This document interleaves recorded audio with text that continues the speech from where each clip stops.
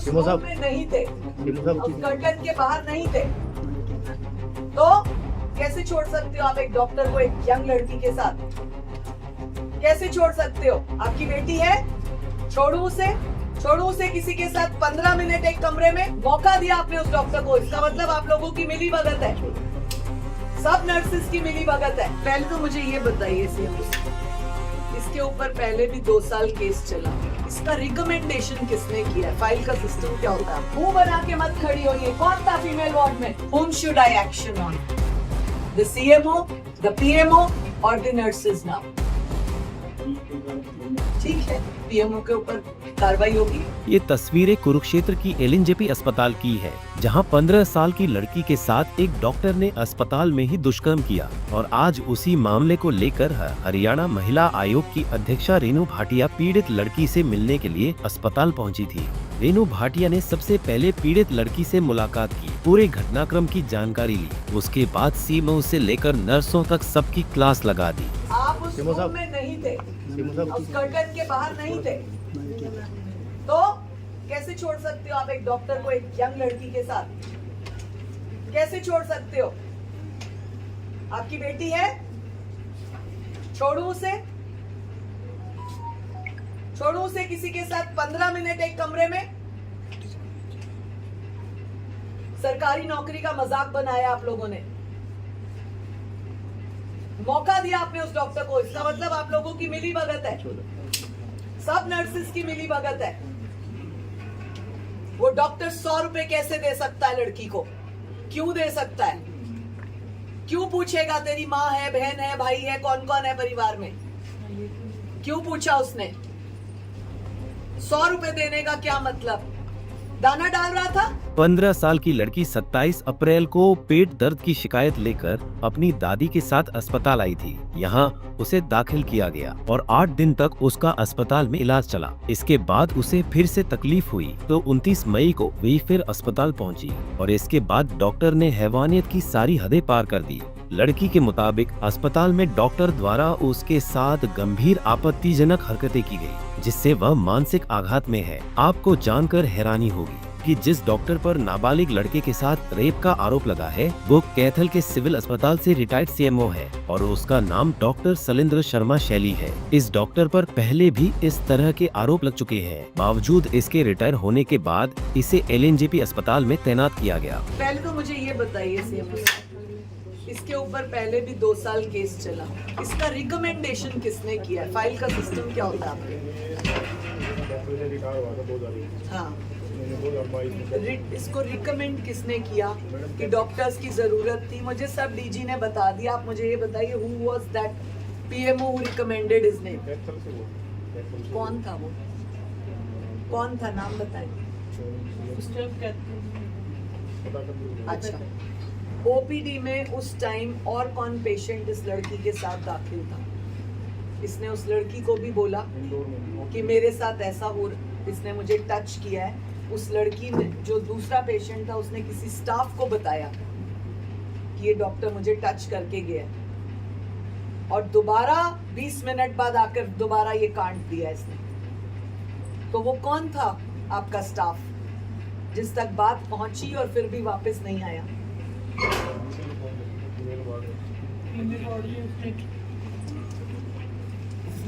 मुंह बना के मत खड़ी होइए। कौन था फीमेल वार्ड में? सिस्टर कहाँ है, वो कहाँ है, वो कहाँ है? बस ऐसे ही पूछ रहे एक दूसरे से।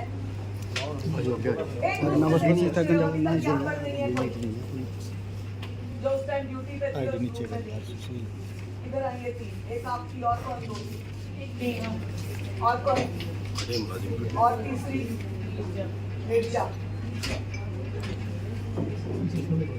आप तीनों की ड्यूटी उस रूम में थी।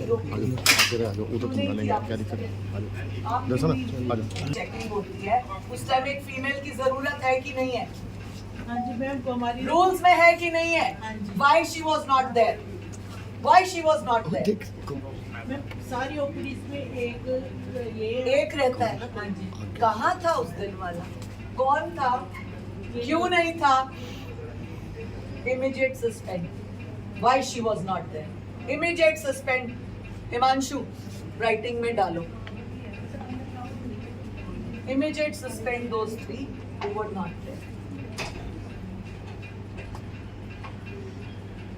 आप किसी पेशेंट के पास जाते हो, मुझे जवाब दें सारी नर्सेस, और कोई लेडी पेशेंट का अंडर ऑर्गन चेक होता है या कोई इस तरह वाला मैटरनिटी चेक होता है, उसको आप कवर करते हो कि नहीं करते? जब डॉक्टर देखता है, ग्रीन कपड़ा डालते हो कि नहीं? हम सबके बच्चे पैदा हुए हैं, आपके हुए नहीं हुए?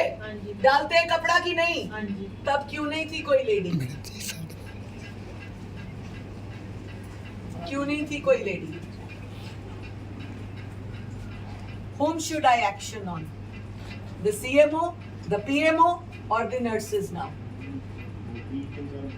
ठीक है, PMO के ऊपर कार्रवाई होगी, PMO के ऊपर कार्रवाई होगी। रेनू भाटिया ने अस्पताल प्रशासन की कार्यप्रणाली पर सवाल उठाते हुए कहा कि किसी भी नाबालिग या महिला मरीज की जांच के दौरान महिला स्टाफ की मौजूदगी अनिवार्य होनी चाहिए। इसके अलावा उन्होंने अस्पताल की PMO और ड्यूटी पर मौजूद नर्सिंग स्टाफ की भूमिका की भी जांच की मांग की है। उन्होंने स्वास्थ्य विभाग के वरिष्ठ अधिकारियों को पत्र लिखकर संबंधित अधिकारियों और कर्मचारियों के खिलाफ सख्त कार्रवाई की सिफारिश करने की बात कही है। देखिए, बहुत दुखद है, मैंने पहले भी अपने शब्दों में ये कहा था 29 तारीख को।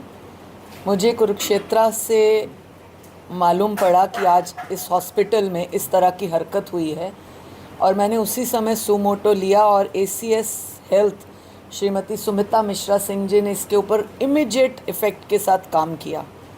मैं उनका धन्यवाद करती हूँ और ऐसे में हमेशा करूँगी जहाँ बेटियों की सुरक्षा और अस्मत का सवाल होगा।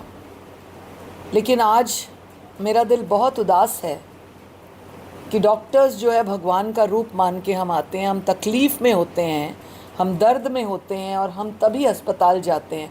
अन्यथा अस्पताल जैसी जगह कोई पिकनिक मनाने की शौक़ की जगह नहीं होती। ये बच्ची 27 अप्रैल अपनी दादी के साथ आई थी, इसी डॉक्टर की OPD थी और इस डॉक्टर ने पेट दर्द की बात को लेकर बच्ची आई थी कि मेरे पेट में दर्द है। उस चेकअप को लेकर उसने चाहे वो दवाइयाँ दी, जो भी किया, उस टाइम की प्रिस्क्रिप्शन वो अभी मैं देखूंगी डिटेल में, परंतु उस समय इस बच्ची को 100 रुपये दिए कि तेरी माँ नहीं है तो ये ले कुछ खा लेना।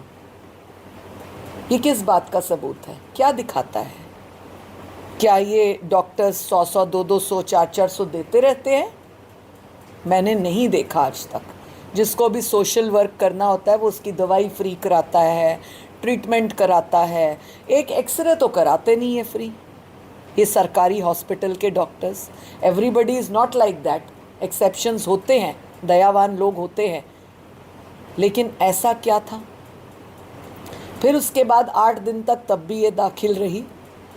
अब जब 29 मई को इस बच्ची को फिर से तकलीफ़ हुई तो डॉक्टर ने चेक किया।